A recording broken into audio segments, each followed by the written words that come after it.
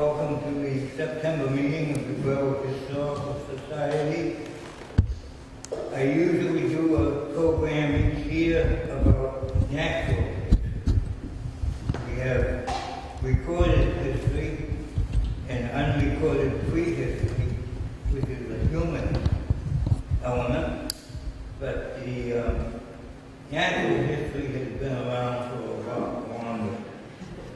So tonight, we're very privileged to have someone talk to us about a very important natural historical feature of our area. And it happens to fall on National Estuary Week, which was a great coincidence. I didn't plan it that way. So, welcome here. You're from, some of you are from the Great Works Regional Land Trust, some are from the Portsmouth area, working with sustainability, and some are members here of our own historical society. Our speaker tonight, Melissa Perry, graduated from Yale with a degree in geology and then obtained a master's in forest management and wended her career into a private business. She worked for the EPA for a while, the New England or the northeast area of EPA, and she developed her own business, and then she kind of morphed into communicating about the environment. And that's what she does now. She's a communicator for the Conservation Law Foundation. And she's here tonight to tell us about this little gem that we call Great Bay and what we can do to make it even greater. So please welcome Melissa Perry.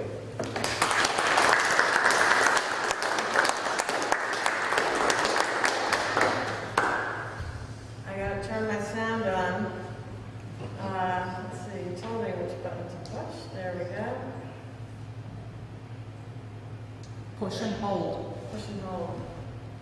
There we go. Okay. You all set? Perfect. Thank you, Don. Thank you very, very much for inviting me to join you tonight up here in Berwick. And thanks for coming out on a midweek from all parts of the region. It sounds like it's really, really great. I love speaking at historical societies because you guys know so much more than I do about so many aspects of this place that we call home. And every time I speak at a historical society, I end up learning way more than I probably impart. So I hope to do the same tonight. My job title is, I think, really the coolest job title ever. I'm the waterkeeper for the Great Bay Piscataqua Estuary. And before I became a waterkeeper, I didn't know there was such a thing. To me, it sounds like something out of a Tolkien novel or something, Keeper of the Flames or whatnot. But the job of a waterkeeper is to be an advocate for clean water. And it turns out that there are actually hundreds of waterkeepers all around the world who are sort of informally part of something called the Waterkeeper Alliance. And so here in New England, we have a Champlain Lake keeper, we have Casco Bay keeper, down in Narragansett Bay we have keepers. The idea is that, you know, someone who is the eyes, the ears, and the voice of the waterways that define our community, and that is my job. I work for a nonprofit environmental advocacy organization called the Conservation Law Foundation that's been around for 50 years and has been at the forefront of most of the major environmental battles in the region for many years. So it's a real privilege to work for CLF. This is my domain. Actually, let me see if I can focus this just a hair, because there we go. Maybe that's a little better. Can everybody see? Yeah. I sort of feel like I'm standing in your way, and maybe I should go over here. How about that? That's going to be worse for you, but there's more people sitting there. But then I don't have my computer. All right. Anyway, In the middle, right here? Okay, that's great. Yeah, so this map is sort of the way I think many of us think about the Great Bay Piscataqua estuary. You know, we're used to thinking in terms of the roads that connect. This is 95, Route 4, coming up from Portsmouth. We're up here in the Berwicks. Of course, this is the Salmon Falls, that's the Cachiko. We're kind of used to thinking about how the roads connect our place. But as you know, the roads are a very recent phenomenon. And because this is a historical society, I am so excited to show the Scott map from 1629, is that right? And I just love this. I mean, it's just an absolutely gorgeous map to begin with, but I feel like it's so relevant because when people, you know, when colonists, settlers, and so on first arrived here, of course, they saw the water. That's how they got around. That's how they moved from the coast up into the frontier up here. And this is where a lot of the native settlements were prior because that's where there was food, that was water, and so on. So I love to think back to the time when people understood the landscape by the waterways and not by the roads that we've superimposed on the landscape. I like to say that before I became waterkeeper, I live in Kittery Point, and if someone had said, how do you get to Durham? I would have said, well, you go, you know, into Kittery Center, hop on 95, go till you get off on Route 4 and take Route 4 to Durham. And now, as waterkeeper, I have a completely different answer to that question. I say, well, you follow Spruce, you know, come down to Pepperell Cove, and then cross over Spruce Creek, and then go into Portsmouth and follow the go northwest along the Piscataqua, and then cross over the Oyster River, and you'll end up in downtown Durham. And that's sort of the way I've come to look at our region in the year and a half that I've been in this position. So what is the Great Bay Estuary? It's now I've kind of, you know, moved out to a much broader perspective. And the estuary is this very unique area where rivers, freshwater rivers, from 52 communities, 10 in Maine, 42 in New Hampshire, come down and meet the salt water coming up from the ocean. And it's that mixing, that place where salt water and fresh water meet, that is what forms an estuary. And it's a very unique habitat. It's a very rich habitat. Most of the fishing that happens out in the ocean, commercial fishing, recreational fishing, those fish get their start in estuaries where there's a lot of, where juvenile fish spawn and then head out to sea.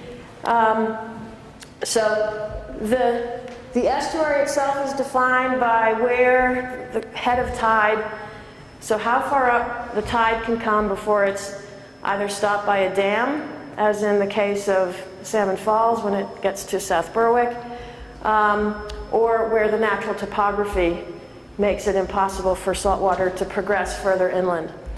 So the Great Bay Estuary is this area of where we have 7 rivers, and the Salmon Falls is the largest of the 7 rivers. But kind of moving around, we've got the Salmon Falls, and the Cachiko, and the Bellamy, and the Oyster River, and the Lamprey down in Newmarket, the Swampscott coming from Exeter. Coming around, we have the Winnicott into Greenland. And then over on the Maine side, we have Spruce Creek that comes in here. And then, obviously, where the Great Works and the Salmon Falls come together are the rivers that come from the Maine side.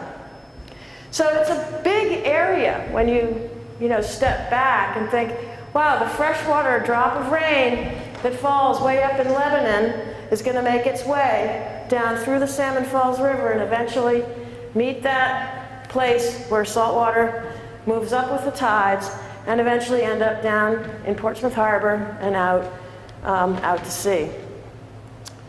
So here we are, the Salmon Falls, at least this is the South Berwick view of it. So we have, I think, I've lost some of my notes here in the lower end, and I want to make it very clear that I'm not an expert on the Salmon Falls River at all, but the Salmon Falls River is, I think, has 18 dams from its upper reaches in the Milton Pond area all the way down to the Head of Tide Dam here in South Berwick. And that's a lot of, that's the history of the region, is having dammed up the rivers in this area to generate power. And that started back in the 1630s with the first grist mill right down at by Vaughan Woods, right? And I think is one of the first mill sites in the region. And so the history of the region is absolutely integrated with the damming of these rivers. And the Salmon Falls, I think, has more dams on it than any other river in the estuary. So you're probably much more familiar with what goes on above this what we would call this Head of Tide Dam. I spend most of my time below Head of Tide. So the communities where I really focus my advocacy and my outreach are the communities that are within that estuarine zone of the Great Bay Piscataqua region. So below Head of Tide, this is the kind of thing you might get out and see on Great Bay on a super calm day. I can assure you it's not always like that, but Great Bay is, it's a very curious body of water. It's actually not just one body of water, it's multiple, but think back, I can go back to this map for a moment. This one here. It's a very curious estuary and very unlike many others. People are much more familiar with, say, Casco Bay or Long Island Sound even, or places that are bigger, and when you're on them you know that you're in an estuary.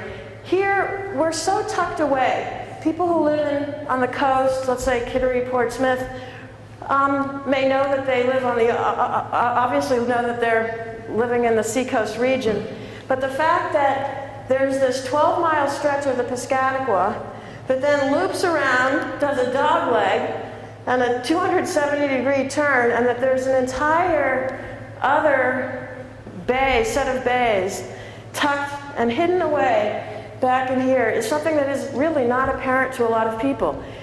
Oftentimes people may live in a community here in Berwick or in Dover, and they know the Salmon Falls or the Kachika River runs through their community, but really may have no idea, not because they're not well informed, but because it's just a very convoluted, curious network of waterways we have here, may not know that if they were to follow that downstream, they would end up here in Little Bay and down here in Great Bay.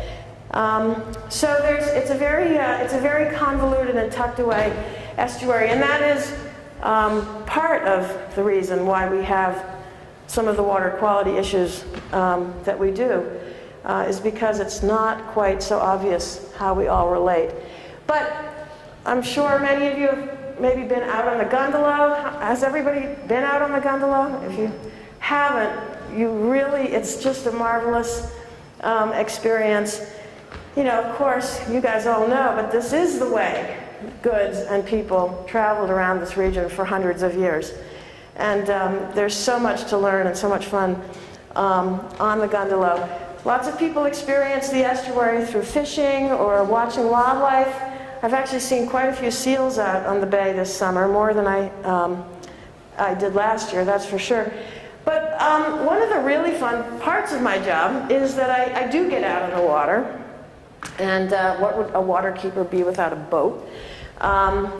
So I have a chance to both use the boat to take people out so that they can develop a better understanding of the boat, of the estuary. I do work with researchers at UNH from time to time. I take decision makers, a lot of planning boards and conservation commissioners, and in fact I had Senator Maggie Hassan out on the boat earlier this summer. I think it's a big part of my job is helping people who are making decisions about land use and investments and community infrastructure to understand the connections between their place and the estuary as a whole. But even better than the boat is that I had an opportunity to get in a small plane last fall and fly over the estuary. And from this vantage point, boy, you really begin to appreciate that this seacoast region is so dominated by water, and that the land is really sort of incidental. You know, that our communities, our history, our culture, our identity is so shaped by our waterways. So there it is, stripped of the roads and all the trappings of civilization, and kind of the octopus, as I call it. I sort of think of it as an octopus with all these tentacles. So what have I learned? I do, as I said, I have a chance to get out on the water. This summer I've spent some time with a gentleman with the hat on here and the beard, Dr. Fred Short. He's one of the foremost experts on eelgrass, actually worldwide. And he he's at UNH, and does a lot of his work through the Jackson Estuarine Lab in Durham. And I've had a chance to learn from him about one of the foundational species that from which we decide whether our estuary is healthy or not healthy. And I'm going to talk now a little bit about what I've learned from him about eelgrass. So what is eelgrass? It's a submerged, called submerged aquatic vegetation. It's a grass, and there's eelgrass in estuaries all around the world, different species of eelgrass, but nonetheless, it's a green plant. It photosynthesizes, and our Great Bay, Piscataqua region used to be covered with eelgrass throughout Great Bay, in vast stretches of Little Bay, and up into the tidal reaches of the rivers, and out to the mouth of the Piscataqua.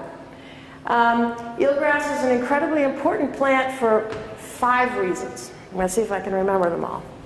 It's a habitat for fish and shellfish, and the reason why is because it's a plant, it photosynthesizes, it produces a lot of oxygen.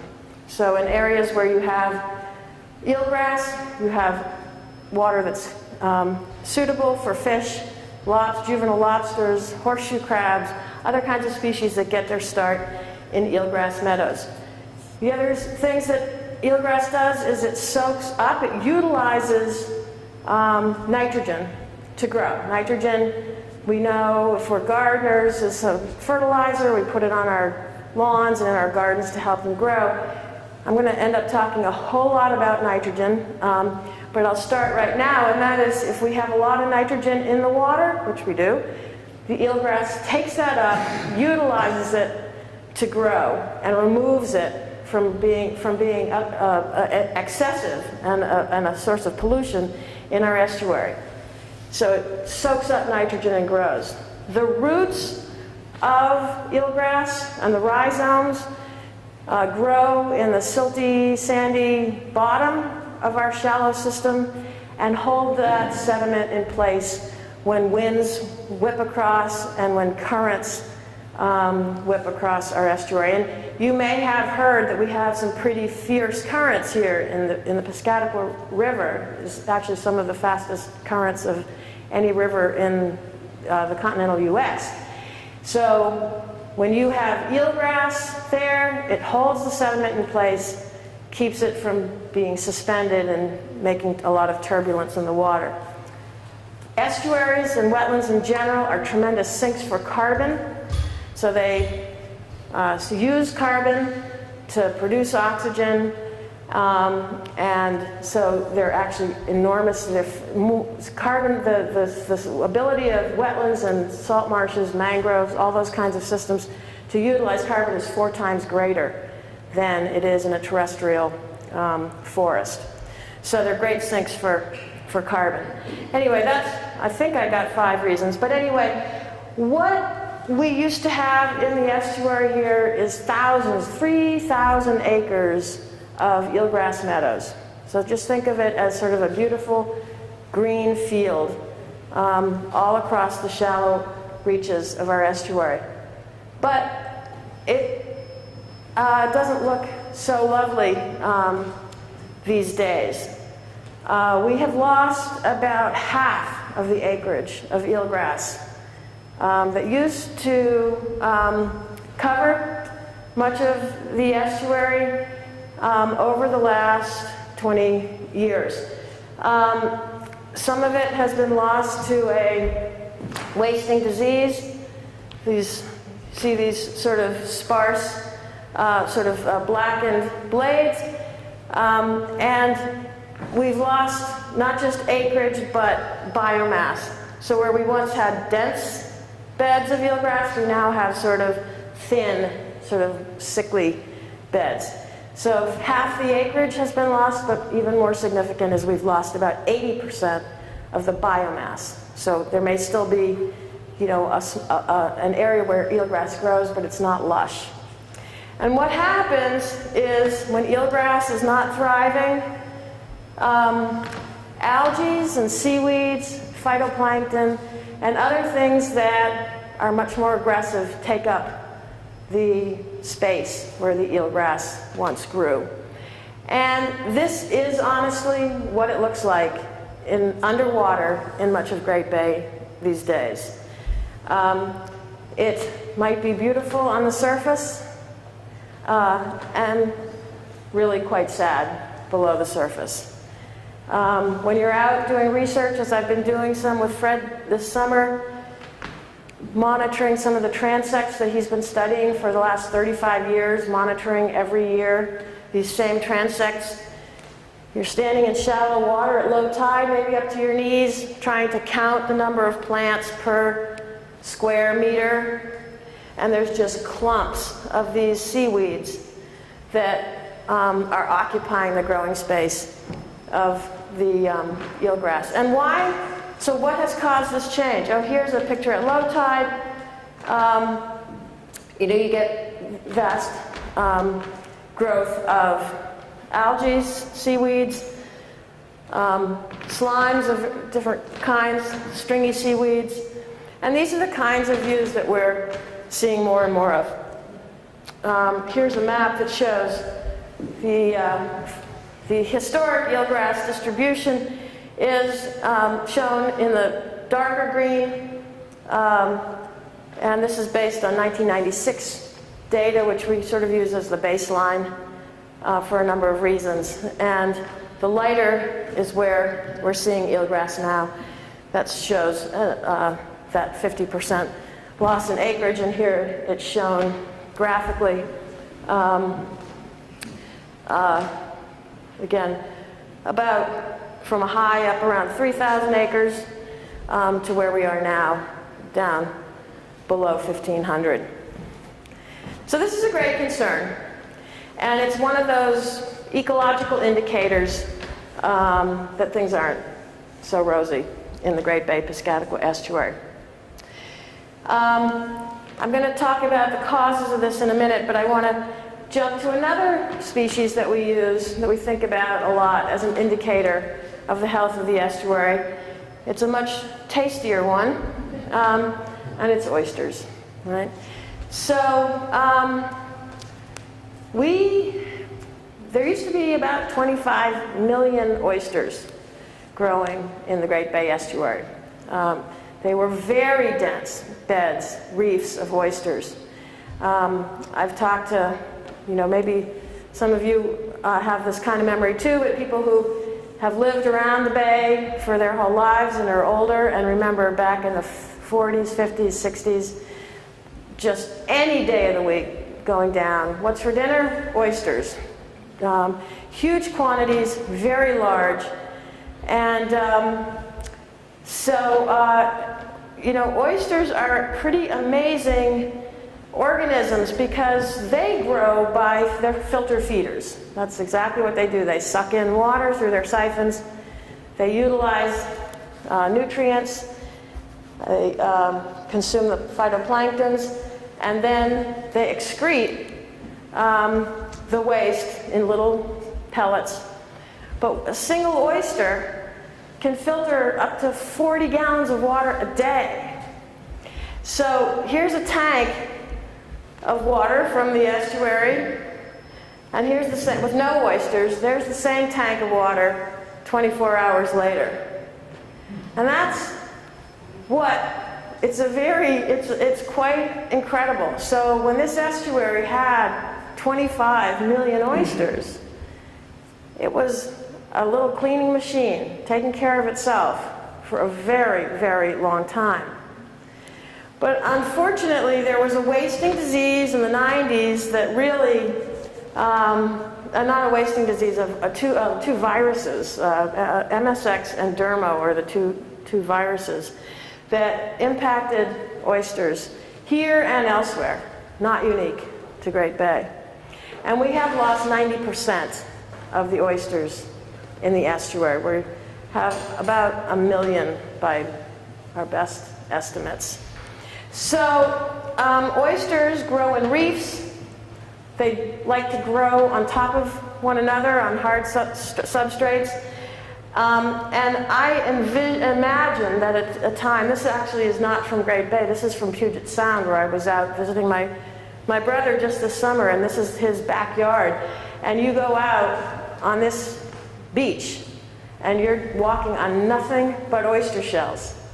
And it's pretty easy to get a dinner together at his house.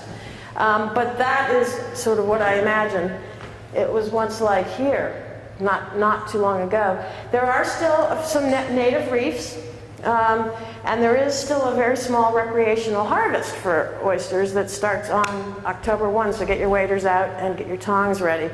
And on October 1, people will be streaming down to Adams Point in Durham to get their 1 bushel or 2 bushel limit of oysters. This map shows the historic oyster reefs in yellow, and the red, sadly, are the only places where there are still reefs. So it's quite a dramatic and unfortunate situation. So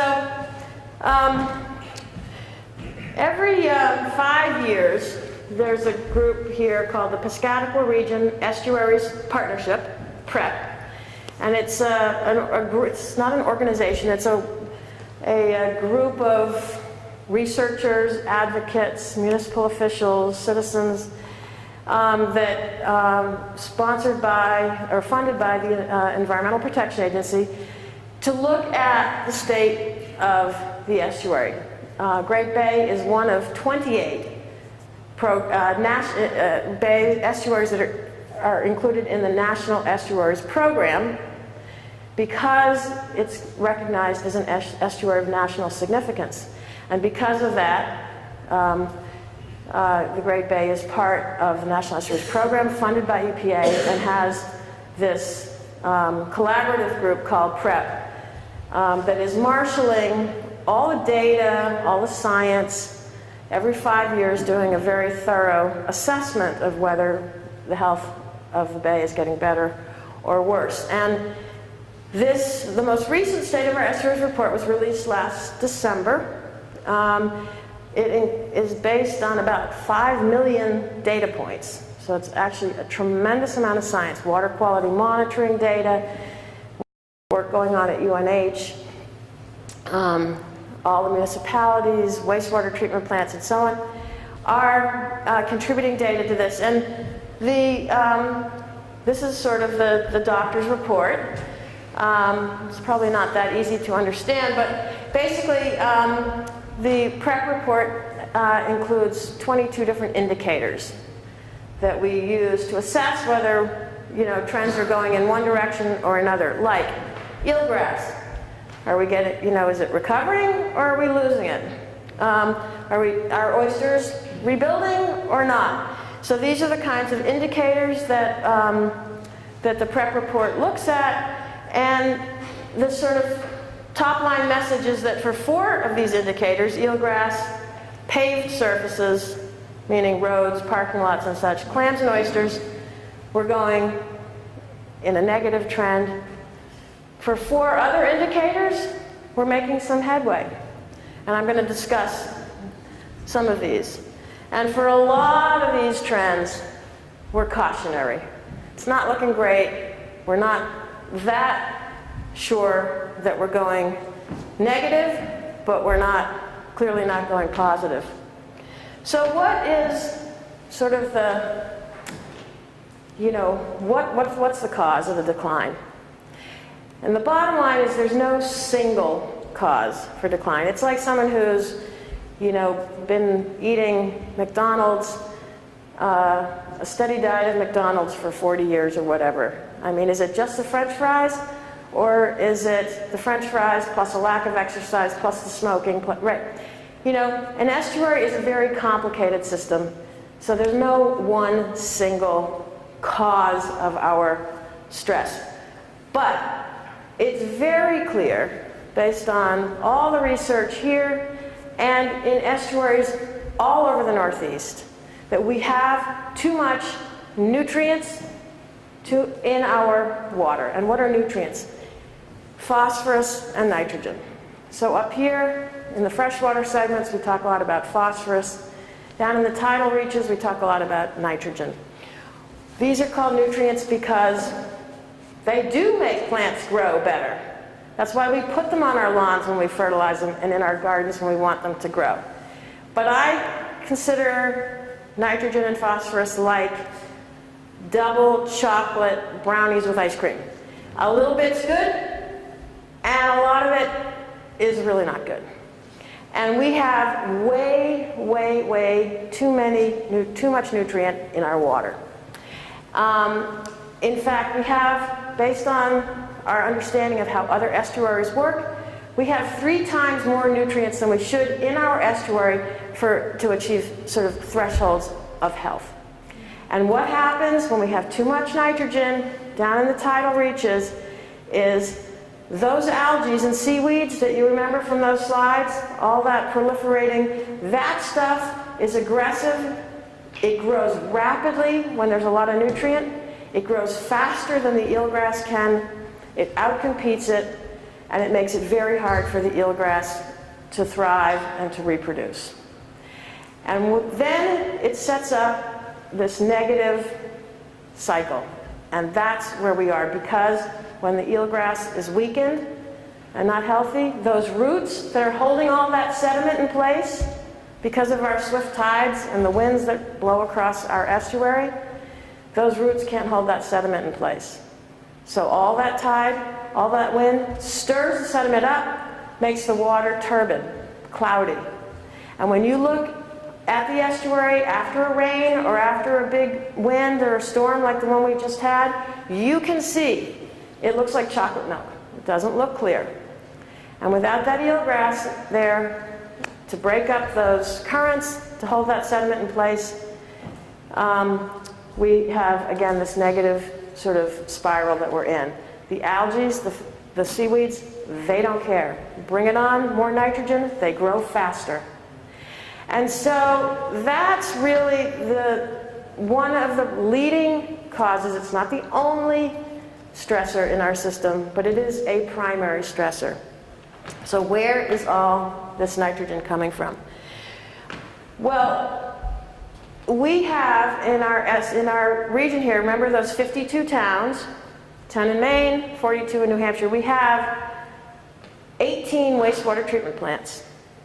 The biggest ones are Dover, Portsmouth, Rochester, Somersworth, Exeter, Newmarket. Those are the larger ones, Durham. But we have a lot of smaller ones as well. I think Berwick, South Berwick, right? Kitteries. But collectively, this region has grown. Everybody who's been here a while knows that, right?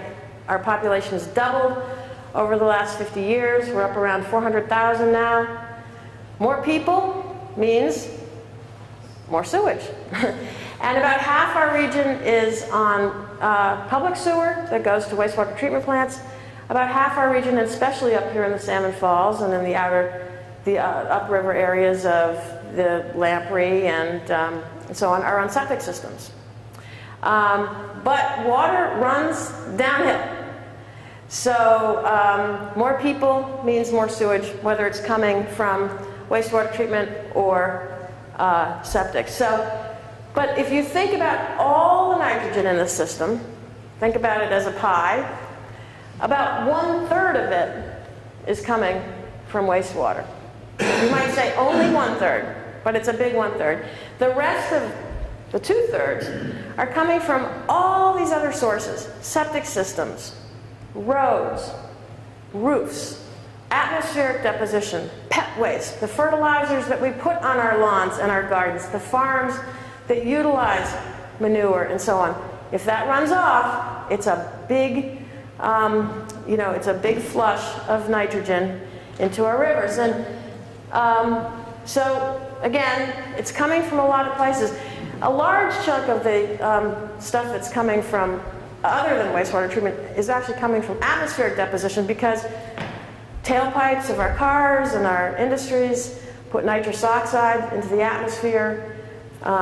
That comes down on the ground as nitrogen and ends up on the pavements, our roads, our parking lots, and so on.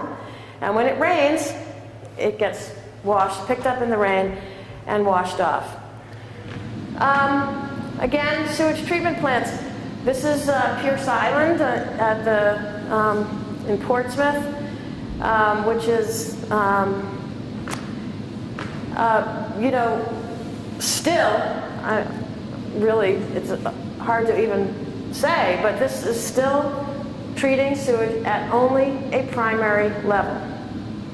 So for 20 years, Portsmouth was able to get a waiver from the Environmental Protection Agency to upgrade its wastewater treatment plant to secondary levels, which is what was happening all around the country in the 80s and the 90s. Portsmouth said, we really shouldn't have to do that because we discharge our sewage right out into the open ocean.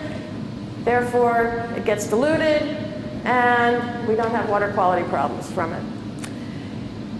It's kind of hard to imagine that argument held sway with EPA for as long as it did, because we know we live in a tidal system, and water doesn't just go in one direction. We have tides that come in and out twice a day, every day.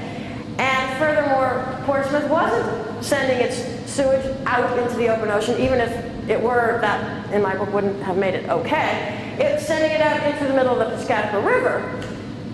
And again, whoosh, incoming tide, up it goes, right to Dover, right to Durham, right to Newcastle, Newmarket, So we have,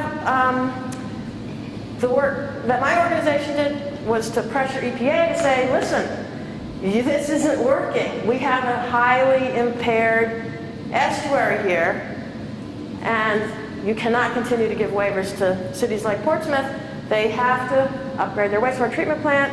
A lot of legal battles, 10 years. It was very bloody and bitter. But Portsmouth is now investing $86 million to rebuild that plant. It's the largest infrastructure project in the city's history. So in about a year and a half, we will not have primary treated waste going into the Piscataqua River. But let me jump to these other, the 2/3, what we call the non-point sources. We talk about pollution as sort of point sources and non-point sources. If you could put your finger on a pipe, like at a wastewater treatment plant, that's considered a point source. All the other stuff that washes in every time it rains, that's considered non-point source. So where is it coming from? If you break that up, you can start to see where it's coming from. Septics, I talked a little bit about that.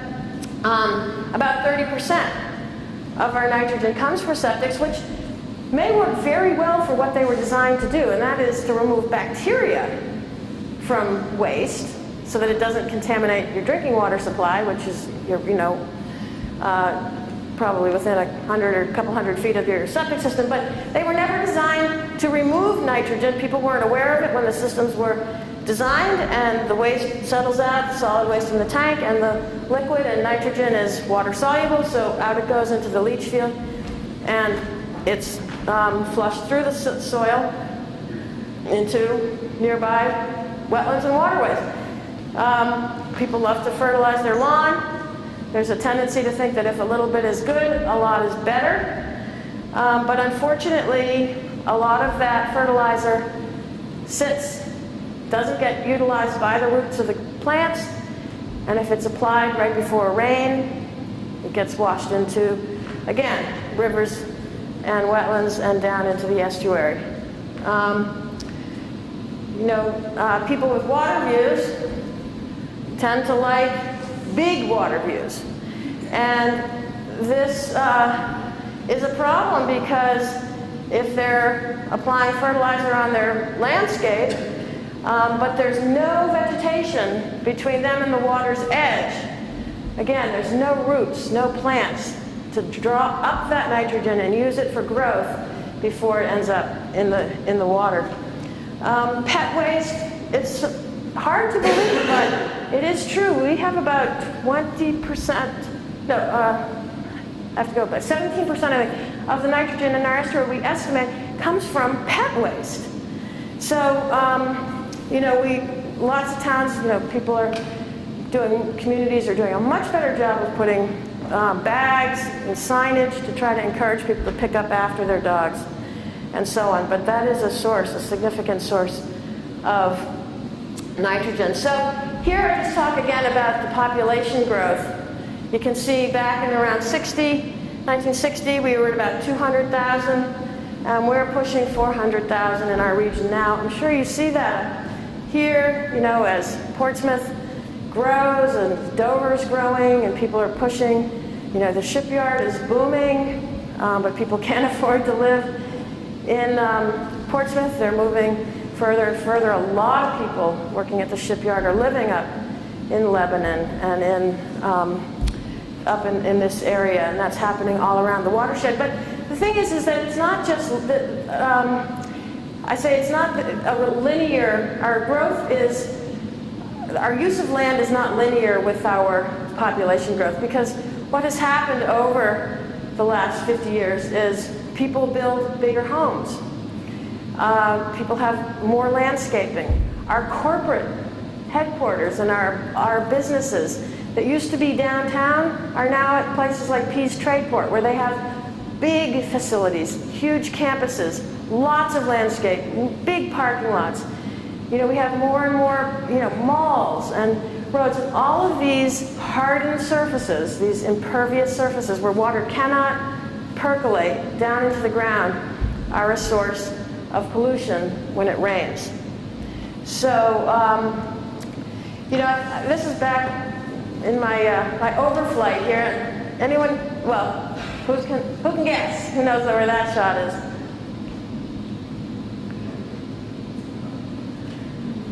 Hey? Yeah, exactly.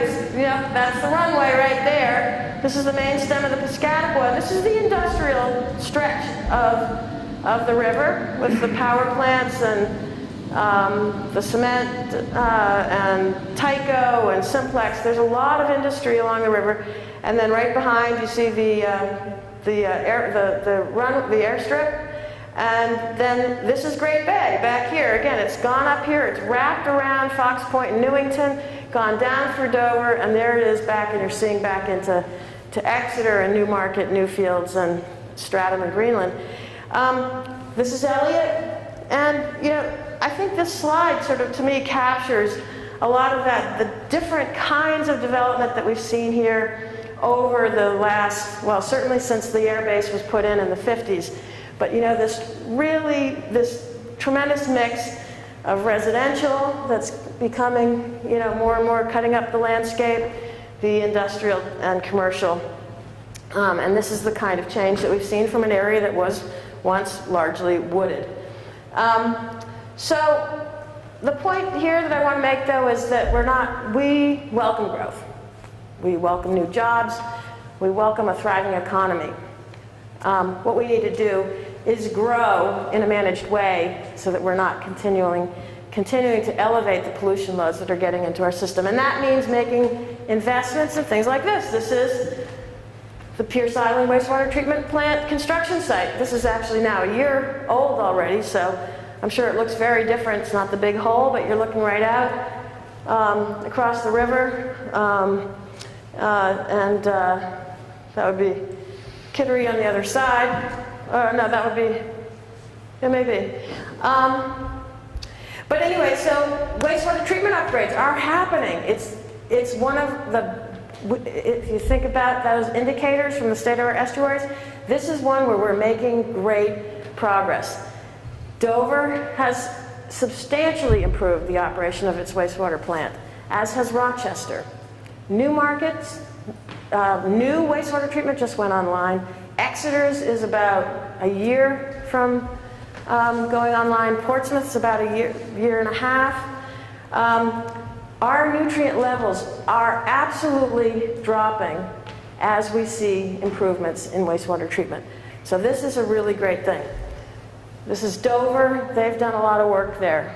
There are other tremendously positive, exciting things going on. We have a burgeoning oyster aquaculture industry in Little Bay right now. We have about 18 or 19 commercial growers.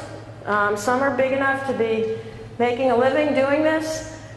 This is Brian Janacco, whose company is called Virgin Oyster, and he has a couple of leases around the Oyster River, the mouth of the Oyster in Durham. And every single oyster that these growers grow is bought and enjoyed at the Franklin Oyster House in Portsmouth, and Jumpin' Jays, and all local restaurants, are serving local oysters. It's a very exciting thing because, again, if we could get back anywhere close to that time when we had 25 million oysters, we'd be able to kind of take care of our own waste in a sense. I mean, obviously the wastewater treatment plants have to do the work too, but another super exciting effort to restore oyster populations in the estuary is a program called it's the Oyster Restoration Program that the Nature Conservancy is running, and it's actually building reefs in Great Bay using mostly clamshell from the mid-Atlantic, but trying to build up reefs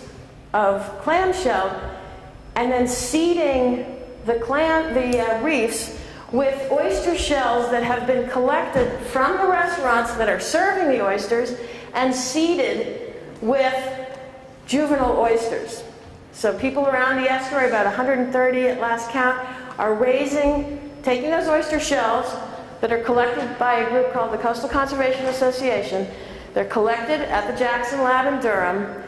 The Nature Conservancy raises juvenile oysters and seeds them on these oyster shells, puts them in cages, and sends them to people who live on the water all around the estuary. People watch their oysters grow for 2 months, record how much growth once a week, and then the Nature Conservancy takes them back around this time of year and loads them up on a barge and deposits them on these reefs that they've built. And the idea of the reef is to get the oysters up high enough so that they're not getting covered in silt, and yet they're still deep enough that they don't freeze in the winter. And the Nature Conservancy has restored so far about 22 acres of reef. It's experimental.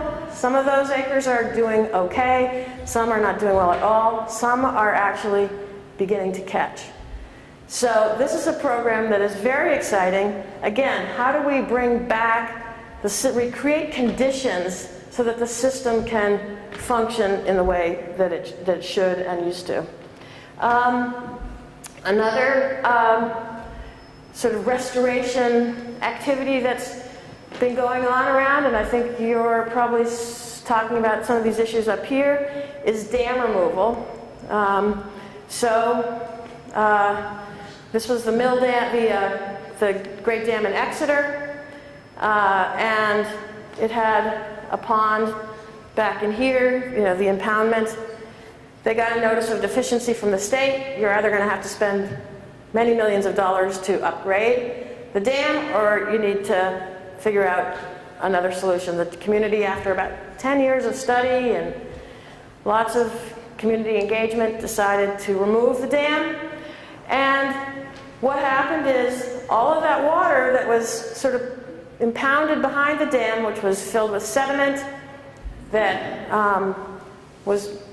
had low dissolved oxygen because the water was still, a lot of the time, wasn't very good water quality. That's now broken free. The river is free running for about another 3 miles, I think, up to the next dam. And now those river herring and alewife and migratory fish that start their lives in freshwater and then migrate out to sea for their adult lives and then come back to spawn are now able to travel back into a river that they haven't had access to for probably 300 years. And Durham is just beginning to have the same discussion about what to do with the Mill Dam, the Mill Pond Dam in Durham. Behind that dam, it's not even an open pond anymore. It's really become so silted in that it's really turned into a marsh. You can't skate there most of the year. It doesn't have a lot of community benefits the way it did, and they just got a notice of deficiency from the state that dam is also vulnerable now if there were to be a big storm. So they're starting to think about possible removal. The Bellamy has a dam coming out. Are there any dam removal discussions going on? South Berwick is removing the dam from Lee's Mills Pond to Great. Lee's Mills, right. So but that would be on the Great Works. Is that? It's on the Great Works. Great Works. Into Lee's Mills Pond. It's Yeah. Whatever power company owns that dam, they're removing it now. Right. The Mass Point Dam, about a mile upstream of the Salmon Falls, there was a GE dam that was removed, let's say, 10 years ago. Oh, I got to get more information about that. Yeah, because Durham has asked me to come and speak about what the ecological impacts might be of dam removal for the mill pond. But so that's a very exciting thing, and trying to restore function, of these natural waterways. There's a lot of work. In fact, I was just talking, who was I just talking to about work in the Hodgson? So this is in Portsmouth, and this is a very, very developed part of Portsmouth, right off the traffic circle. And Hodgson Brook runs off from the Peace Trade Port. Much of it is, you can't even see, it's underground underneath 95 and through the traffic circle, and then it comes out over closer to North Mill Pond. But it's very urbanized, so lots of development, parking. This is the Port City Inn, the Toyota dealership, all that kind of stuff. But yet the city has been experimenting with ways of treating the water that runs off of those parking lots and roofs and everything and roads, and getting it to soak into the ground. And in so doing, removing a lot of those pollutants before they end up in the river and down in, say, North Mill Pond and out into the ocean. So these kinds of, we call them best management practices, stormwater management, different ways of designing systems. It's a pretty simple concept, really. Let's put the water back in the ground. Let it, it's drainage, but drainage through soil and roots. Here's an interesting development. Anyone want to guess? This was a controversial project too, but this is 95 South. It's with the old Sylvania plant. And it's now Target and Walmart. In Greenland, yeah. It has obviously an enormous footprint, a huge amount of paved surface, and it drains off toward the Winnicott into the south end of Great Bay. But you see the pavement has got two different colors here. So this pavement is called porous pavement. And it's a different sort of mix of pavement that's actually designed to let the water soak into the ground, and below the pavement is a huge bed of gravel.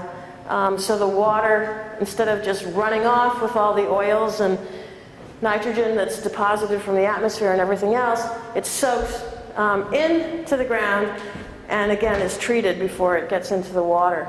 So that's an innovation.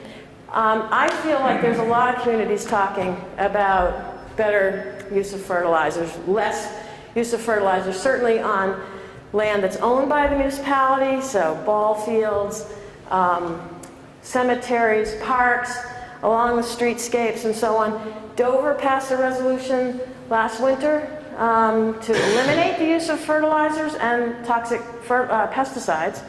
Portsmouth is moving in that direction. A lot of Exeter is doing work along this line. So trying to just get us to think about how we can have beautiful landscapes that are healthier for our rivers and bays.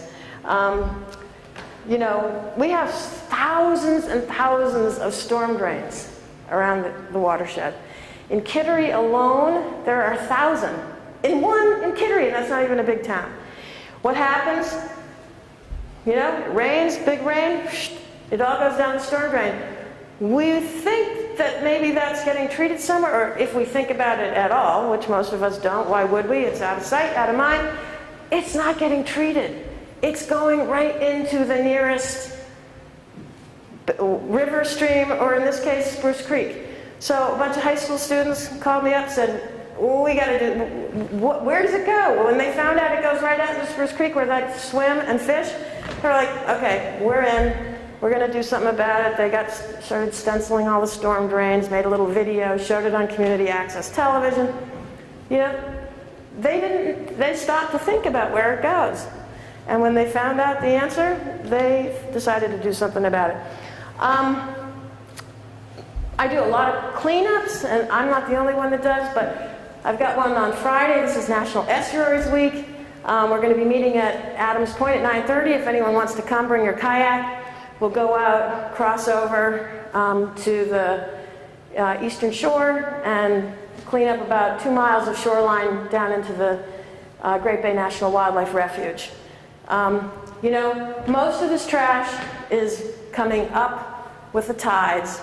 People aren't, you know, I'm sure some people are littering, but a lot of this is just the stuff that ends up out there because it's gone down those storm drains, the cigarettes, the straws, the coffee cups, plastic bags, and it gets washed in with the tides, and because of the currents and so on, it gets swirled around and gets stuck up, you know, in the beach rack. So it's a very satisfying thing to get wet and get muddy and collect literally a ton of trash in a day with, if you get some people. So up here in the Salmon Falls, there's a watershed collaborative. Maybe some of you are involved or know more about it than I do, but about 7 or 8 years ago, a whole bunch of different stakeholders got together to really think about, you know, about 50,000 people all get their drinking water from the Salmon Falls, either the river itself through the public water supplies or from wells in their private wells. So this is a group that's thinking about how to protect the drinking water supply through land conservation, through a lot of these kinds of pollution mitigation things that I've been discussing, through education, and through other things that are going on in the municipal level. So there is a lot of great stuff going on, and that gives me great hope. I do want to say, however, that we're in a time where our baseline conditions are changing, and we are absolutely experiencing the impacts of climate change right here, right now. This is a sunny day, and the tide, it's a high tide, a king tide, which is a sort of an astronomical high tide, and we are getting flooded even without big rain events. Sea level rise is beginning to push into places that we aren't used to having, you know, to wear waders. Then you combine that with a storm. This is down in the south, you know, right down off of Prescott Park in Portsmouth. This was a storm we had last fall, and this is becoming sort of commonplace. We're having more intense storms. We're having more intense rains. We get, combined with higher sea levels, more storm surge, and we're seeing lots of impacts of these powerful events. You know, as unfortunately people certainly in the Carolinas are experiencing in the past week. Again, Prescott Park during not even a particularly fearsome hurricane. So what I want to just throw this out here, it's a little bit wonky, but the reason why I feel like we have to do this work to restore ecological balance in our estuary now, why it's particularly urgent now, is very much like why we want to be sort of on a healthy diet and exercising the way we're supposed to. If we do those things and we're sort of in balance and we get a cold or some type of virus, but we're healthy otherwise, we can recover pretty quickly. We might be sick for a day or two, but we won't be sick for a week or two. And it's a similar sort of metaphor for our estuary. It's a complex system. But if we can be in a place where we have some ecological function, and we experience these intense kinds of climate events that we're beginning to see, we can recover. We'll have a system that is resilient. It can recover from these kinds of setbacks. If we have a system that is not functioning, where plants and animals cannot thrive, where we have a sort of dead zone of algae and seaweeds, we have erosion from our shores, and we get a big storm event, we have much higher chance of serious damage to our developed landscape and a much greater, lower likelihood that our system is going to be able to be resilient to that kind of impact. And that's why it's just very, very important to learn, to be involved, to speak out for things that are happening at our community level, to promote clean water, whether it's decisions on to reduce the use of fertilizers in your community, or whether it's to promote, encourage our cities to make more investments, our towns and cities to make more investments in stormwater management or in improved wastewater. Getting kids out, having some younger generation kids who experience this place, develop a relationship, develop a love for the place that, the way that we have, is going to put us in a much better position going forward. And, it is beautiful here. It is extraordinarily beautiful. And we're so fortunate to live in this place where we can play, we can work, we can raise our families. But I feel that if it's only pretty to look at above the surface, but not healthy below, that we really haven't done justice for those who follow. And that's what motivates me. This is the youngest of my 3 kids, and they've had the good fortune of growing up in a beautiful place. I want them to have the opportunity, if they so choose, to have families of their own, that the next generation will have some of the opportunity to enjoy the place the way we have. And that is the end of my talk, and I would welcome questions.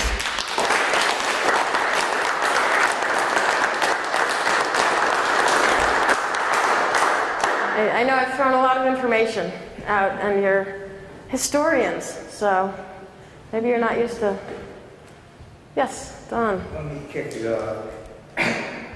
You went to Yale, which is in New Haven, on the Connecticut River, right? Well, it's actually not on the Connecticut River. It's on Long Island Sound, though. Okay. Yeah. Different scenario. I went to UNH on the Oyster River. Several years ago, there was quite a lot of information out about what happens in Durham on a weekend, especially say homecoming weekend, because a lot of beer gets consumed and then ends up in the Oyster River full of nitrates. Can you comment on that? Yeah, no, it is true. I mean, it sounds humorous, but it's not really.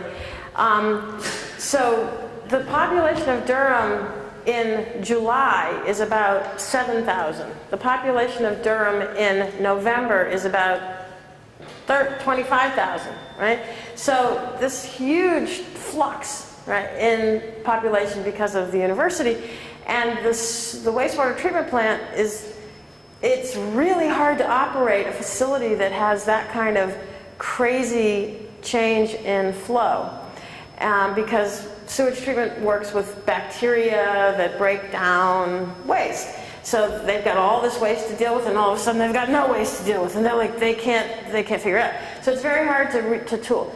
So one of the things that happens is on Friday nights, as you mentioned, of course, what are those students doing? They're out drinking.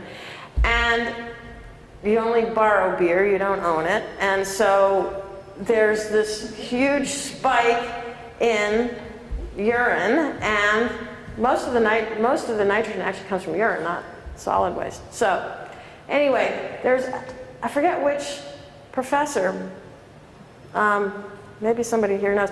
Anyway, decided to have this mobile, porta potty, and go to where the parties are and get people to pee in the porta potty so that they can try to treat that over time, and you don't have quite these huge spikes. So, I mean, again, it sounds laughable, but it's a big problem. So you're right. It's a challenge. I don't know how well it went. Yeah. You mentioned that based on EPA reports, some of the waste treatment plants are remodeling and coming up with new ones.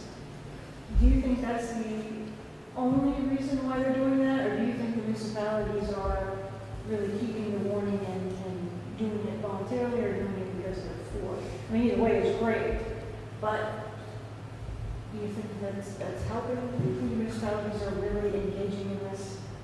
Well, it's a great question, and it's slightly complicated because communities are different. So some communities, like I would say Durham is one, where it has been really kind of innovating and maintaining its wastewater treatment plant over the years, even without a permit from EPA that has forced them to do that. So they're again, even with all these challenges that they have there in Durham, they've been investing in and keeping that plant functioning well. Other communities, I would say, okay, so Durham, the way it happened is, once my organization, CLF, forced EPA to recognize that the Great Bay, Little Bay, and all of its tributaries, the rivers flowing in, were impaired, legally impaired according to the definition in the Clean Water Act, the federal Clean Water Statute. EPA was forced to finally require communities to upgrade. Some of the communities decided, yep, we're going to do that. Newmarket, Exeter, Newington. They said, yeah, we know, we got to do this, we're going to get on and do it. Okay? Other communities said, nope, we're not doing it. And they formed, I'm going to get a little bit political here, they formed this so-called municipal coalition. And the cities of Dover, Rochester, and Portsmouth, initially it included Newmarket, but then they dropped out. They fought EPA for years, and they are still fighting EPA. Okay? So they are, on the one hand, it went through a legal battle. EPA, the communities lost the legal battle and were required by consent decree to upgrade their wastewater treatment plants. And they are doing that, okay? But they are still fighting EPA on various fronts and trying to kind of limit how aggressive they have to be at those wastewater treatment plants in treating nitrogen. So you may hear about this in the paper, the Municipal Coalition. Actually, the Portsmouth Herald filed right-to-know requests, did an investigation about 6 months ago, and has revealed that these three communities have spent over 10 years, $6.3 to be exact, $million, okay, fighting with their own lawyers and lobbyists fighting EPA, and I will say, concocting their own science, pseudoscience about the estuary, saying, you know what, nitrogen is not the problem. We should not be required to reduce nitrogen. It's expensive, we can't afford it, you know. So that's going on the one hand, while on the other hand, they know that by law they're required to upgrade, and they are doing that. They're just afraid that the hammer is going to fall even further. So right now, those wastewater treatment plants are required to meet a nitrogen discharge level of 8 micrograms per liter. And the way that the consent decree and the administrative orders that these cities are operating on say that we will let you get to 8 milligrams per liter, and we're going to look and see how the estuary is responding. If we're starting to see eelgrass recovery, if we're starting to see those nutrient loads come down, then we'll know we're on the right track and we're good. But if we're not, we will require you to do more aggressive treatment and get to what's considered the limit of technology, and that is 3 milligrams per liter. And the communities are very concerned that they're going to have to go to the limits of technology and spend even more on those wastewater treatment plants. So that's what they're fighting. What they're spending to fight it, which is taxpayer dollars, Yeah. is probably equivalent to what they're spending to current government. Thank you. Yeah. Can I ask you to shut that off and turn the lights on? Oh, sure. Every time you walk in front of it, you go black. Oh, okay. Well, I can just,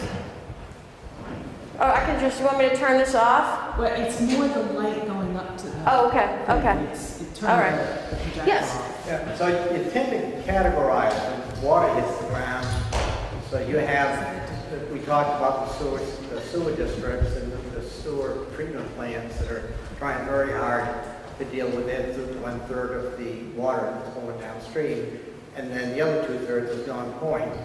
How do, and we're treating that here, we're on the MS4, Yep. federal mandate Yep. in Berwick, right across the street, we'll see some outfalls that are being fixed as we speak. So, as septic systems that are operating on private homes, let's say 5 miles, 3 miles away from the river, and if they're functioning, do they impact the non-point pollution? Well, they do. And so the question is, how close, where is that water discharging to? If they are definitely discharging nitrogen into the ground. So the question is, into the ground, and then it flows, it gets into the water table and it flows in whichever direction toward where it becomes base flow and flows into a wetland or into a stream. So that nitrogen will break down, will denitrify over distance, and if there's any interaction with bacteria or with plant roots and that kind of thing. So it's not like every septic system is creating an impairment in the waterway, but the fact is that septic systems do not mitigate nitrogen discharge. They just aren't designed to do that, and they don't. There are some experiments with ways to get that effluent to go through. There's some people experimenting. There's a couple of demonstration projects in Durham where they've dug some trenches at the property line and filled it basically with just wood chips. And so that nutrient-rich, that nitrogen-rich water from the septic system has to go through this permeable barrier, they call it, and in the process, the nitrogen is broken down through that organic matter. Pre-treat. You could pre-treat, exactly. Coming out of the house before it hits your. You absolutely septic could. tank. You absolutely, and in fact, I just met with a really interesting guy, maybe a month or two ago, who has a system. I forget now what it's called, and it fits right into the holding tank actually, and it uses a very small amount of power, and it basically circulates air through the tank, and he's recording like 80% reduction in nitrogen, and it costs like $3,000. It's not, it's not like a huge, massive expenditure. So I think that this idea of changing, I mean, we've been designing septic systems the same way for like a really long time. And I think as we start to learn more about the impacts of septic systems, I would love to see code begin to change so that it becomes standard practice to install a septic system that does denitrify, But I don't know any community that's really going there yet. But I think it's an important direction to explore. I know the state of Maine has updated their septic system designs over the last 30 or 40 years, quite a bit. Yeah. And I'm not sure exactly what they've done, but Mm. they say they work quite well now. They've actually raised, used to be 15 inches of dry soil. Now I think it's like 12 for you, on top of your leach field. So there's got to be some changes. Hopefully, Yeah. based on good, Exactly, good engineering and good science, and I'm sure that we could move in this direction. It's going to take some. It will move downhill. Yes, And hit yeah, it's water soluble, and so it's just it moves right through the system. But again, it does get used by plants, so that's why if let's say you have waterfront, and it doesn't need to be waterfront on Great Bay. If you have waterfront on a small stream, or on the Salmon Falls or on a wetland, it's the same thing. By having a buffer, and ideally, for round numbers, like 100-foot buffer is, again, it's very variable depending on what the geology and the soil type and so on. But the bigger your buffer, anything leaving your property has to go through soil and roots, and that's how it gets denitrified. Yeah. Yeah. Local resources for the permeable asphalt or the permeable pavers, contractors, people. I don't know.